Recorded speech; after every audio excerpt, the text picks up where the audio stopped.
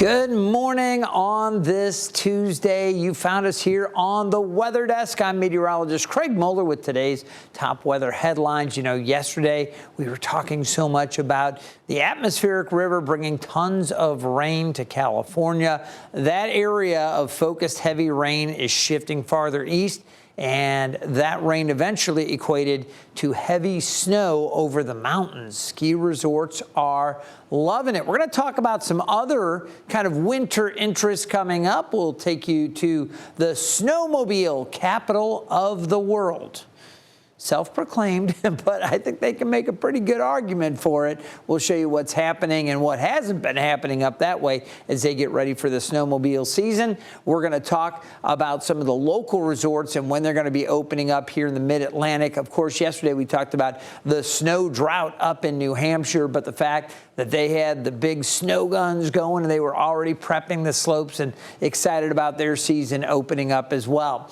We're then going to turn our attention to food waste and our climate. Ginger Z has a special report on, all of the food that's produced and what it takes to produce that food and what happens when we wind up wasting it. And then we've got a local kind of story here in the 757 for Hampton Roads in Northeast North Carolina. There's an opportunity for you to help feed those people that are facing challenges right now with their food situation. So how you can help the hungry today, you can see a QR code that is up right now on the screen. We have a Neighbors Helping Neighbors food drive going on. And if you scan that and if you are moved to do so, we'd love to have your support in helping with this food drive. And we'll hear a lot more about that a little bit later in the show.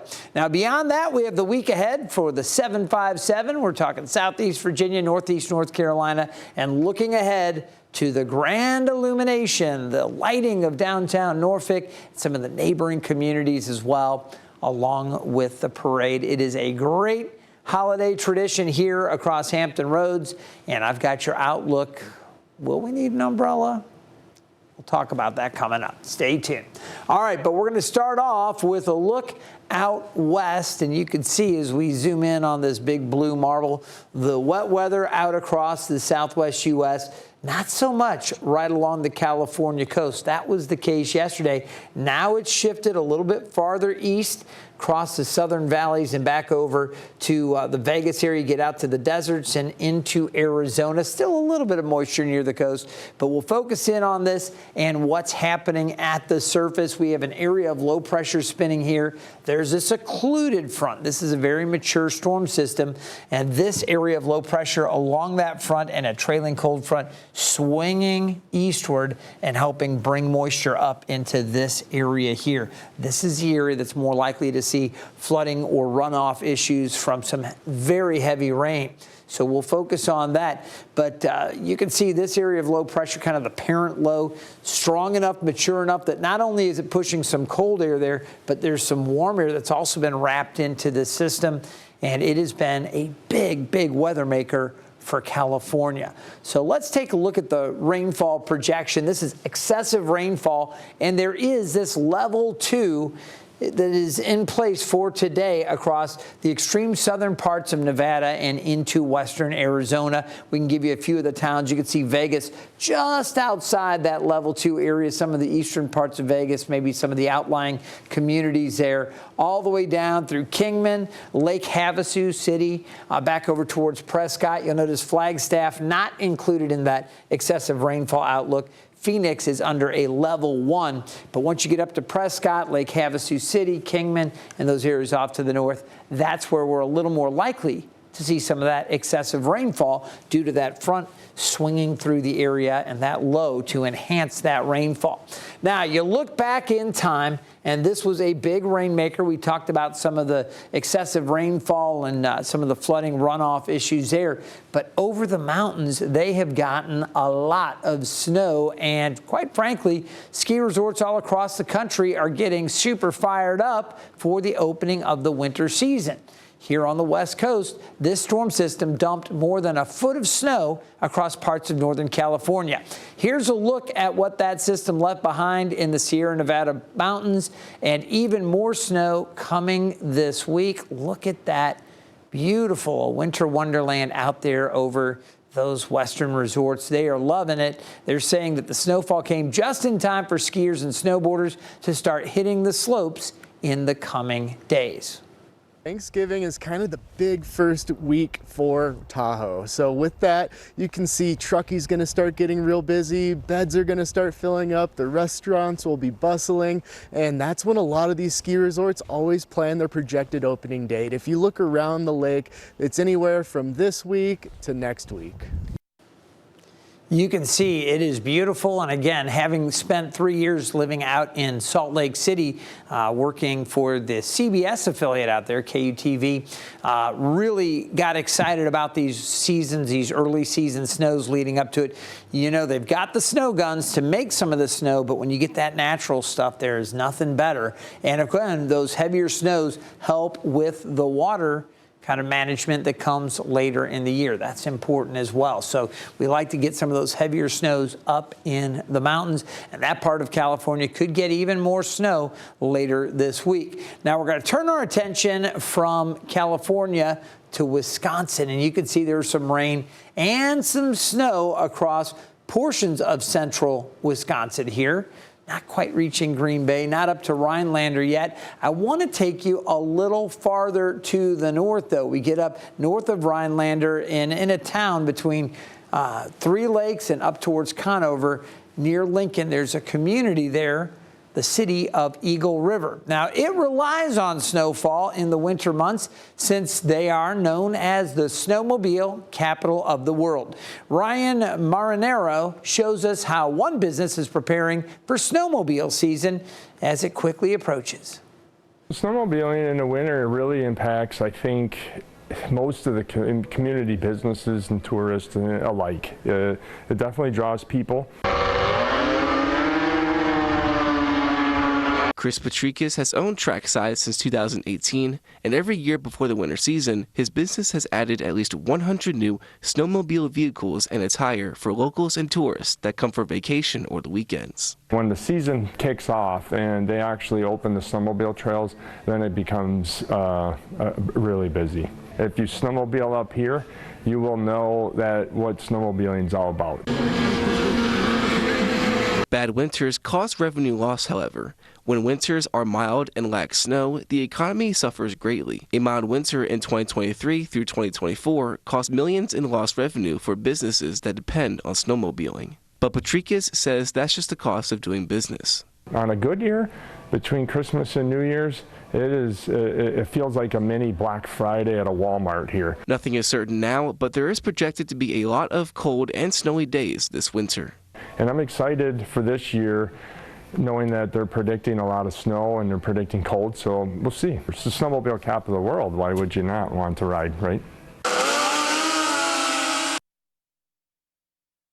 Looks like a great time out there. Love snowmobiling. I've done it a few times, including one time up in the high Uintas. We were doing a snow survey in Utah when I worked out there, and we were up in what was probably 9-10 feet of snow, powder, fresh fall, up in the mountains. And if you would slow down, the snowmobile would start to sink in the snow and you could get stuck. So you kind of had to fight your kind of intuition. If you were headed towards something, you can't slow down and bury the snowmobile. You'd have to go faster and lean and try to turn it around.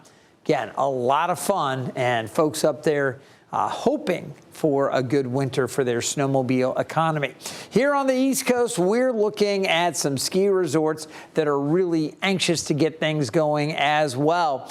This is when a few of our kind of local resorts are going to be opening up. These are resorts within a few hours of Hampton Roads. So Wintergreen Resort in Nellisford, Virginia, is set to open on Friday, December 12th. Massanutten Resort near Harrisonburg, they're set to open on Saturday, December 13th. And meanwhile, as we turn our attention back to West Virginia, Snowshoe Mountain is opening a little earlier on Friday, December 5th.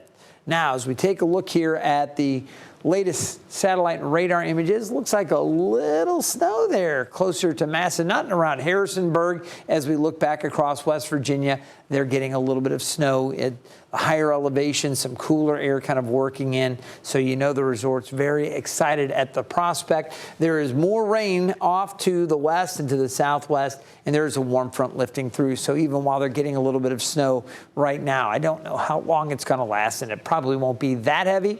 But hey, they'll take whatever they can get.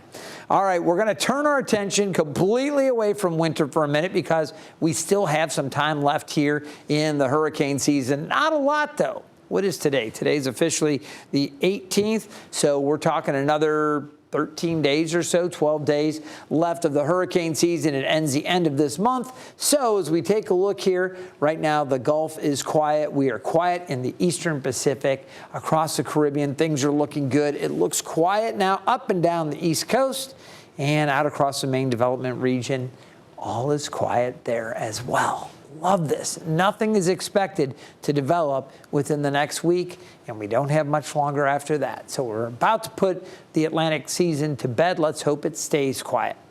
All right, we're looking out at Pembroke Live right now, and out there just hidden behind this building, we have something really exciting to talk about. We've got not only a climate minute coming up on how you can prevent food waste through the Thanksgiving, but we've got this big event that 13 News Now is teaming up with Odyssey for. It's our Neighbors Helping Neighbors food drive. After the break, we'll check in with Ashley Smith, who will explain how you can help us reach our goal.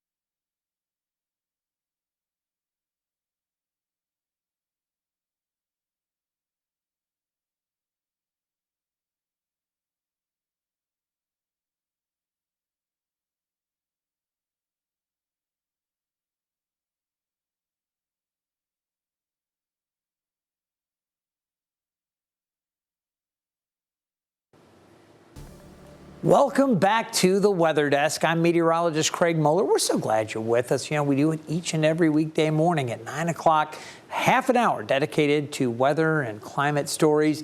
And when we come back, well, not come back, coming up in just a couple of minutes, Neighbors Helping Neighbors. It's that food drive we're so excited about. And I will have the Grand Illumination outlook. It's the holidays. This is a very exciting time. Thanksgiving, it's almost here, and we're all going to be looking forward to enjoying all the good eats. But it's also important to keep the planet in mind. The nonprofit ReFed estimates that families will waste about $550 million worth of food this Thanksgiving. ABC's chief climate correspondent Ginger Z has more.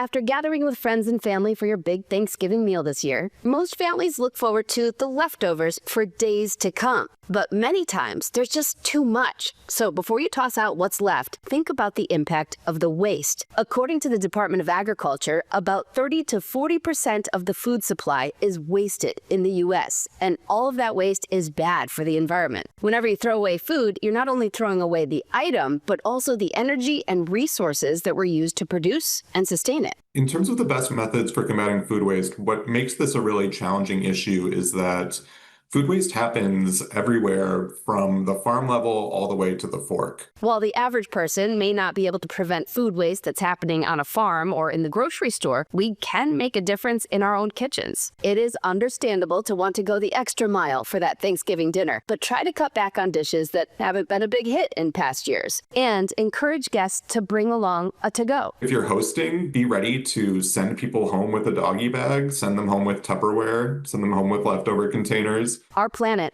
will thank you for it. With this Climate Minute, I'm Ginger Z.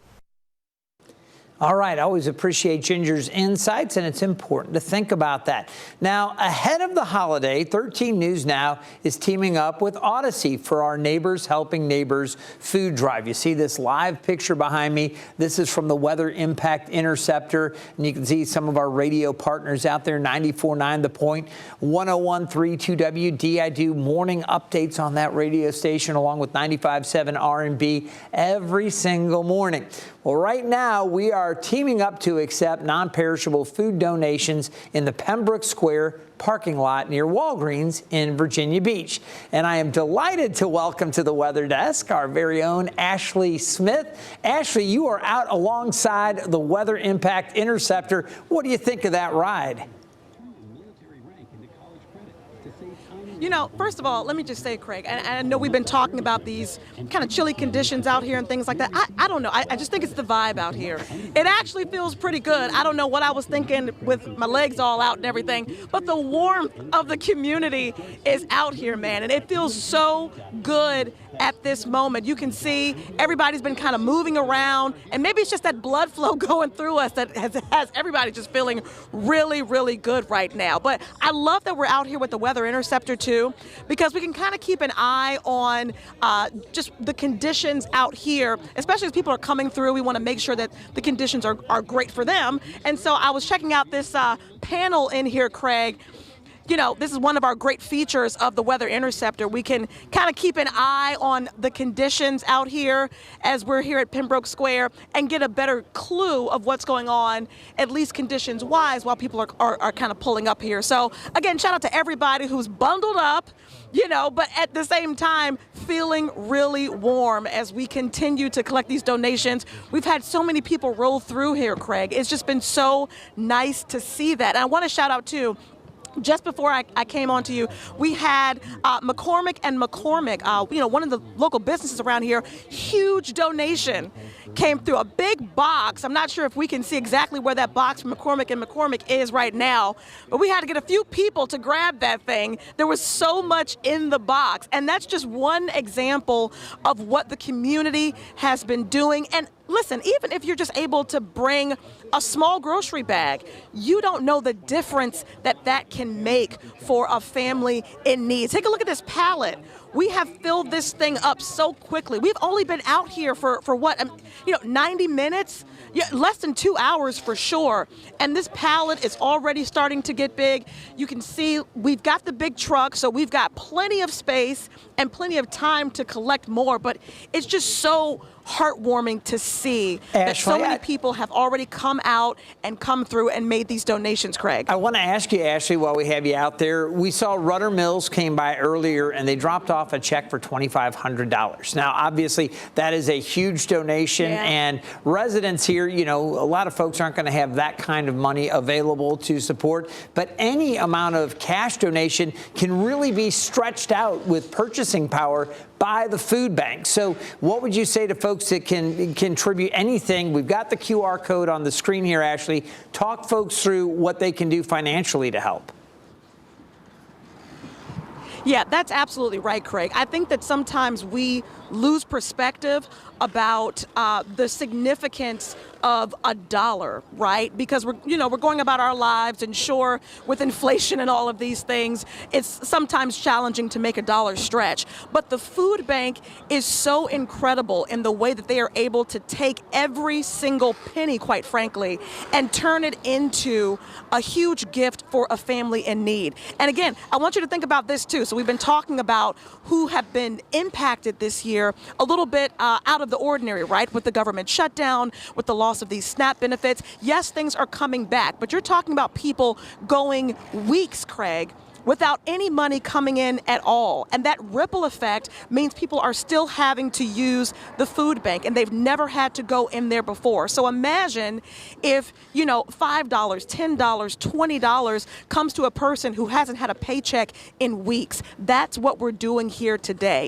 It's not just about the way in which we would spend that money. It's the way in which these people would spend money that haven't had it in such a long time. And that's why you see so many boxes, so many people working so hard this morning, especially because the folks at the food bank have seen it firsthand, right? They have seen people struggling that have never had to come into the food bank before. So that's how that donation can make a big difference. I'm telling you, $1, again, $5, $10, whatever you have, it does not have to be a massive donation. You can make a difference in the life of a family in need. And I know Hampton Roads will, Ashley. Now, one more time, how long will we be out there? I know I'm going to come out and join you for some more live coverage from out there later this morning through about 1 o'clock today, but this is going to run through the afternoon. That's absolutely right, Craig. And let me tell you, folks, I've already been asking, where is Craig? So we're excited to see you here in just a little bit, Craig. But in the meantime, listen, you got all day. We're here until 6 p.m., all right? So you can come if you're, watching this maybe from work, or, you have some other things to do, picking up the kids from school, whatever it is. We're still going to be here until 6 p.m. collecting these donations. Please come out. Please give. And as Craig mentioned, if you cannot get down here for whatever reason, you can scan that QR code on your screen, because again, those dollars do make a difference. But we certainly hope that you can come out here. It's been really cool to see the community come through, shake some hands, see folks come out with boxes and bags. I mean, it's just really wonderful to see that in person.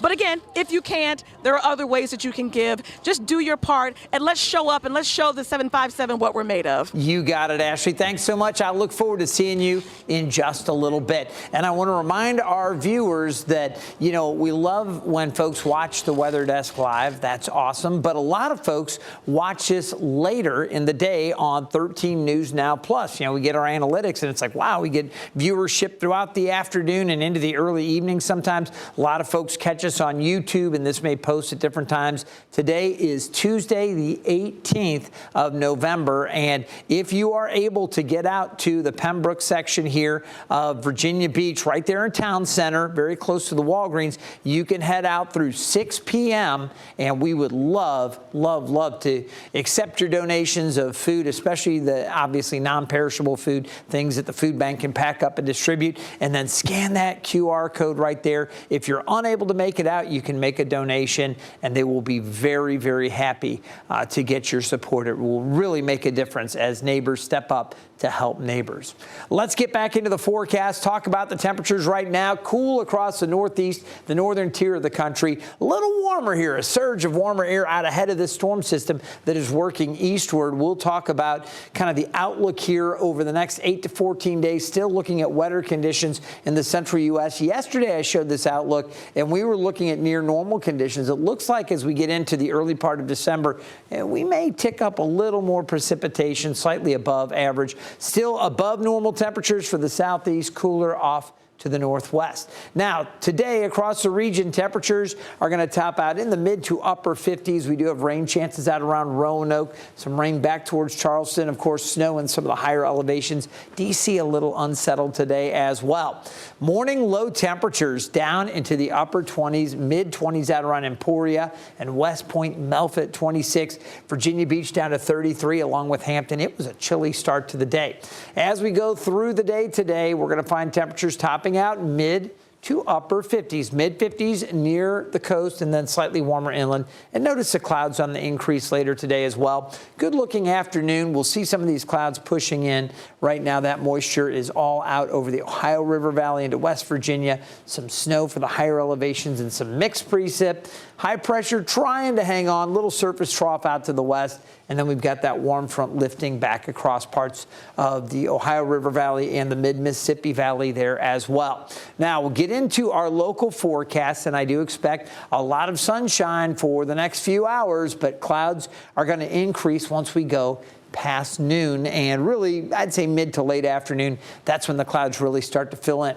Could there be a stray shower off to the north? There might be, kind of drifting through, but I expect Hampton Roads to be dry. I expect our food drive to remain dry through the afternoon and into the evening. Things are looking good for northeast North Carolina. Overnight tonight, once we go past midnight and really I'd say past 2:30 in the morning, that's when we'll start to see our chances for rain going up. Some showers pushing through pre-sunrise, 6 a.m. Still some isolated to scattered showers. The last of that kind of winding down by say 7:30 or 8 o'clock. And then clearing after that. It's going to become beautiful once again with more sunshine. Clouds eventually coming back into the picture late Wednesday night and into Thursday. Out on the water today, the waves have really chilled out. We had some chop. We had small craft advisories up yesterday. Not today. Today, winds north 5 to 10, gusting to 15 knots. Not a big deal. Same thing on the ocean. The seas 2 feet. The bay waves 1 to 2 feet. It's pretty calm out there today. Low tide comes at 2:08. That's for Sewell's Point. Now the high temperatures today, mid to upper 50s. You can see from Norfolk to Virginia Beach and Chesapeake. You come farther inland, a few spots like Suffolk and Franklin, we may reach 60 degrees. 58 around Wakefield, up on the peninsula, mid 50s there, mid 50s for Gloucester, low 50s at Matthews, and temperatures closer to 51 over around Cape Charles, up to Chincoteague, Melfa around 50, mid 50s at the Outer Banks, low 60s inland. We've got a good looking afternoon across North Carolina. These temperatures just a little chilly. Now late tonight, we'll see some showers develop. Otherwise, mostly cloudy. Lows will remain well above freezing. You don't have to worry about snow or ice overnight. Not in our viewing area. Things looking good for southeast Virginia and northeast North Carolina. We may have a damp morning rush hour. I'll be busy watching that for you tomorrow morning, but skies are going to become mostly sunny. It will be nicer as the day continues with highs around 61 degrees. After that, we look ahead to the weekend. How about a warm up on Friday up to 68, back into the low 60s on Saturday, and a better chance for scattered showers as a system comes through. I expect there to be maybe a little bit of activity earlier in the day, but during the afternoon and into the evening, there will continue to be the chances for at least isolated to scattered wet weather. Sunday looks drier, Monday as well. Now, I've mentioned the Grand Illumination Parade for Saturday night at 7 o'clock. Simultaneously throw the lights on all across Norfolk, Portsmouth. Lights up. Everybody lights up. It's a fantastic event. There is a chance for a few showers. Temperatures around 53. Thanks so much for joining us on today's edition of the Weather Desk. And again, we always keep you covered with today's top weather headlines. Have a great day. We'll see you next time.